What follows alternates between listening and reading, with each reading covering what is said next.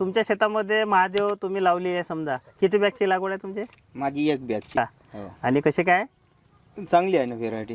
आणि काय विशेष काय वाटते तिचा? विशेष म्हणजे त्याच्यात यावर्षी रोग कोणता नाही आला, पिवळेपणा नाही आली, अळीनं डॅश नाही मारला शेंगायले. बाकी व्हेरायटीत डंक मारला शेंगाच्या शेंगायले.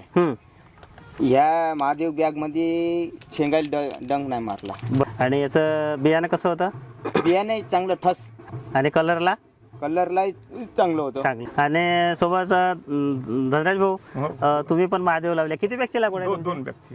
आणि एकदम चांगली व्हेरायटी आहे, दाना ठस आहे, अजूनही हिरवीपणा आहे तिच्यात. महादेव हे व्हेरायटी बद्दल विशेष काय वाटते तुम्हाला? एकदम एक नंबर चांगली वाटते. सगळ्या व्हेरायटीत आपली उंची आहे आपल्याकडं, फ्री आहे, पण त्याच्यात सरशी महादेव वाटते.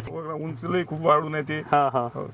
सगळ्या दोन व्हेरायटी बरोबर आहे, एक नंबर आहे. अच्छा, मग तुम्हाला कशी वाटली तुमची व्हेरायटी? आपल्याला व्हेरायटी एक नंबर म्हणजे असं विशेष काय वाटलं याच्यामध्ये? विशेष म्हणजे याच्यावर रोग नाहीत भाऊ कोणताच. तुम्ही सांगितल्याप्रमाणे रोग नाहीये त्याच्यावर, आणि अळीच आहे म्हणजे फार मोठा असा हे नाही, काही त्रासच नाही समजा ना. अच्छा, म्हणजे फवारा लेट जरी झाला तरी झिरो मेंटेनन्स आहे. अच्छा, सर्वात कमी खर्चात. तेव्हा भाऊ तुमच्या शेतात पण महादेव आहे ना? हो. किती बॅग लावली तुम्ही? एक. हो, कशी वाटते? एक नंबर व्हेरायटी आहे. म्हणजे बाकी जातीच्या तुलनेत? हो, सर्व यापेक्षा सरशी ती. हो का? हो.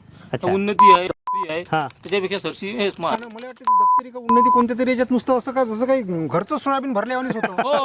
बरोबर आहे ना? यांचे बाबा पण म्हणत होते आम्हाला काल, बऱ्याच म्हणे व्हेरायट्या पाहिला म्हणे बियाणं म्हणे, पण महादेवचं बियाणं सारखं बियाणंच नाही पाहिलं म्हणे.